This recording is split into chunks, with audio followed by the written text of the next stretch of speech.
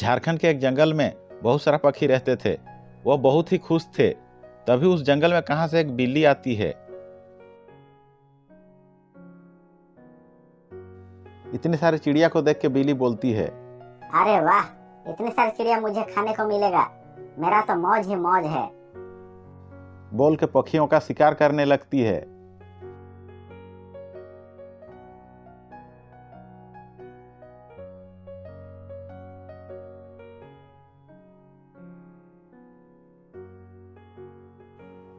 ज्यादा शिकार करने के कारण जंगल में पक्षियों का संख्या कम होने लगे।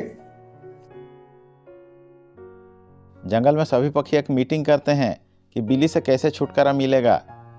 भाइयों, एक गंभीर समस्या है। ये जंगल में कहां से काली बिल्ली आ गई है और पक्षियों का शिकार कर रही है। क्या करें?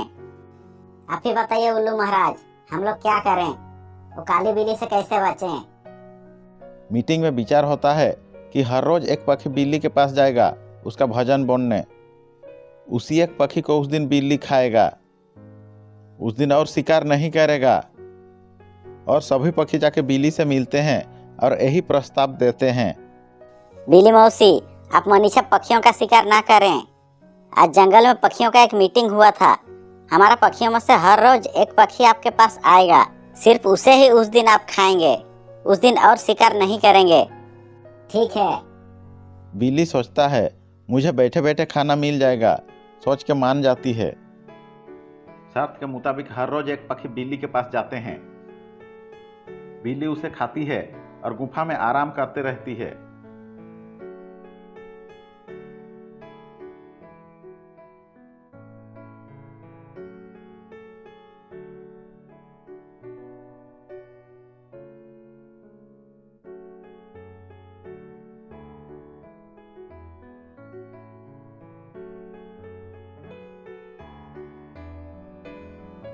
एक दिन बिल्ली के पास जाने का टूनी चिड़िया का बारी आती है। टूनी चिड़िया सोचती है, कैसे ये बिल्ली से हमेशा के लिए छुटकारा मिलेगा। उसके दिमाग में एक उपाय आता है। वो इधर उधर घूमते रहती है।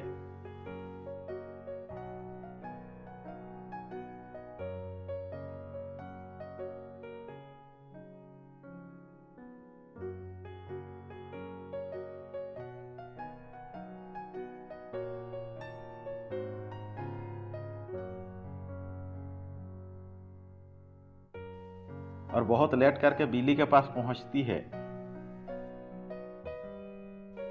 बिल्ली बोलती है, एक तो तुम इतनी छोटी सी चिड़िया है, खाने से भी पेट नहीं भरेगा और इतना लेट में आई है। बिल्ली मौसी, मैं आपके पास आ रही थी। मुझे एक बिल्ली ने रोक कर रखी थी। मैं जैसे तैसे अपना जान बचा के आई हूँ। इस जंगल में और एक बिल्ली कहाँ से आ गई? मौसी वो बहुत ताकतवर है, बोल रही थी वो आपको मार देगी। बिल्ली को ऐसा तो बहुत भूख लग रहा था।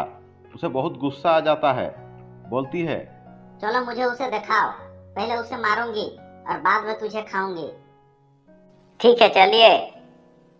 टूनी चिड़िया आगे आगे उड़ते जा रही थी और बिल्ली पीछे पीछे जा रही थी।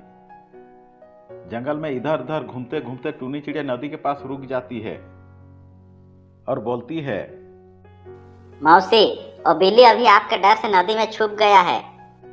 ठीक है, अभी जाके उसे देखती हूँ। और बिल्ली नदी किनारे जाती है और अपना परछाई को देखती है और बोलती है, सच में तो बिल्ली छुप गई है। आज मैं तुझे नहीं छोड़ूंगी, मार दूंगी। बोल के नदी में कूद जाती है। अरे बचाओ बचाओ, मैं डूब रही हूँ, कोई तो बचाओ। बोल के नदी में डूब जाती है। टूनी चिड़िया के बुद्धि के बल से जंगल में सभी पक्षी बिल्ली के आतंक से मुक्त हो जाते हैं। सभी पक्षी टूनी चिड़िया को धन्यवाद देते हैं और उसका बुद्धि का प्रशंसा करते हैं। वन जंगल के एक पेड़ में पिंकी चिड़िया रहती थी। पिंकी की इस दुनिया में और कोई नहीं था। उसके माता पिता ने मरने से पहले एक खेत खरीदा था। पिंकी अपने खेत में सब्जी उगा के बेच के अपना गुजारा करती थी।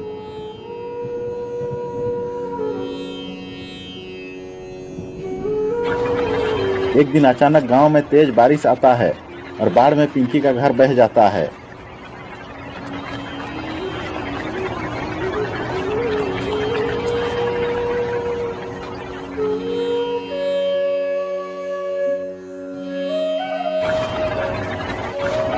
उसका खेत में भी पानी भर जाता है।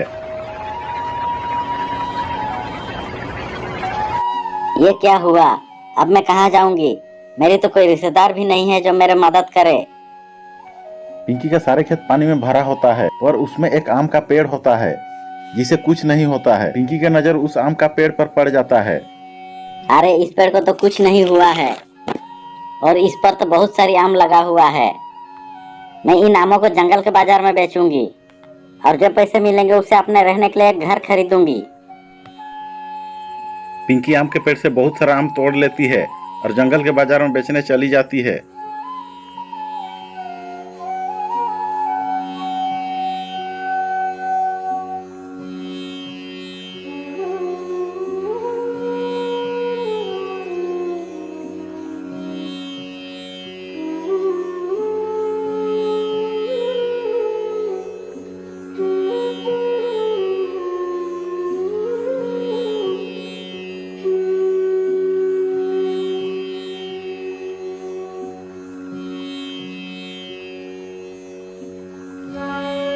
आम ले लो, ताजा रसीले आम ले लो, सिर्फ 100 रुपया किलो।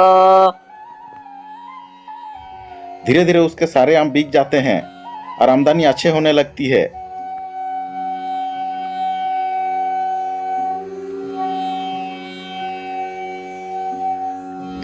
पिंकी आम बेच के घर वापस चली जाती है।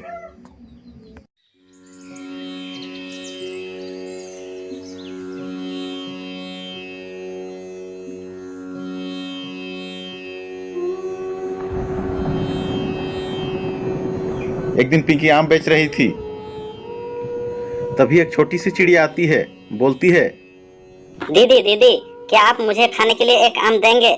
मुझे बहुत भूख लगी है। पिंकी वो छोटी सी चिड़िया को एक आम खाने के लिए दे देती है।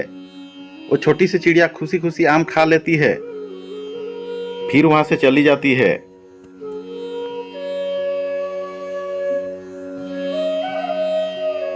आम बेच के पिंकी के पास इतना पैसा जमा हो जाता है कि अपने लिए एक घर खरीद सके। कुछ दिन बाद पिंकी घर खरीदने के लिए जा रही होती है कि उसकी पैसा का थैला कहीं गिर जाता है।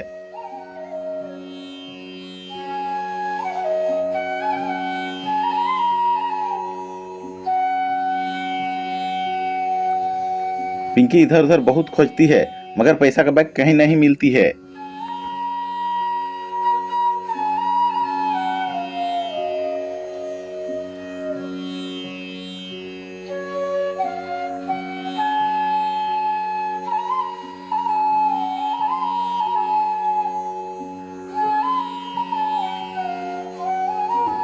पिंकी निराश होकर एक पेड़ के नीचे बैठ के रोने लगती है।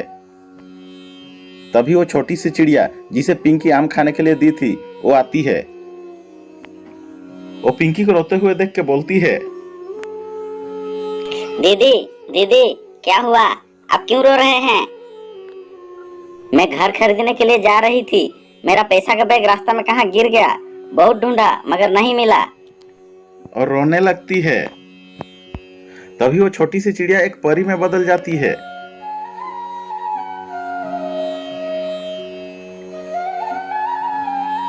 पिंकी, मैं एक परी हूँ। परी लोग से यहाँ आम खाने आई थी। यहाँ कोई आम बेचने वाले मुझे आम नहीं खिलाया। तू मुझे आम खिलाई और एक बार भी पैसा नहीं मांगी। मेरा भी फर्ज बनता है कि मैं तेरा मदद करूँ।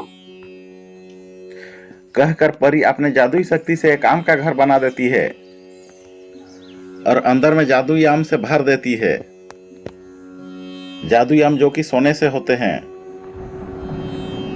और जादुई आमों के गुणों के बारे में बता कर परी लोग चली जाती है। पिंकी जादुई आम का घर पाके नाचने लगती है। अंदर जाके देखती है जादुई आम का घर जादुई आम से भरा हुआ है। पिंकी जादुई आम से गरीबों की मदद भी करने लगती है।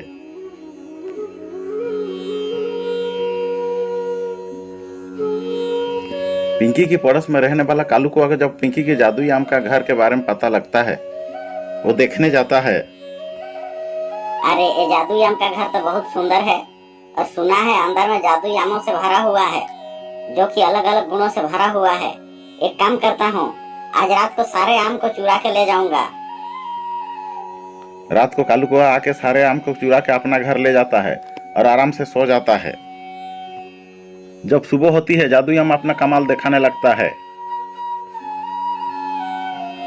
कालू कौआ के झोपड़ी जादुई आम का घर में बदल जाता है।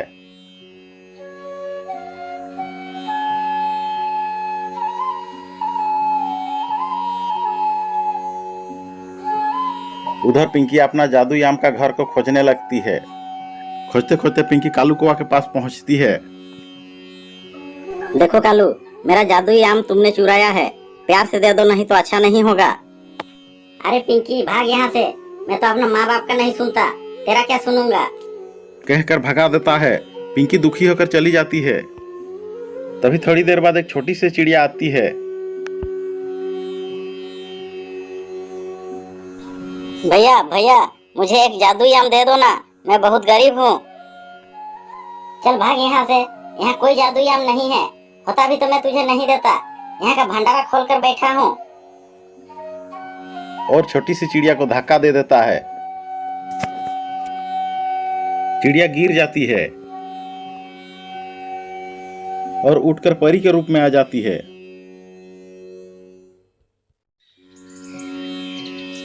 बोलती है, नालायक कौआ, ये घर तेरे जैसे घमंडी के लिए नहीं है, ये तो पिंकी जैसे सबको मदद करने वाले के लिए है।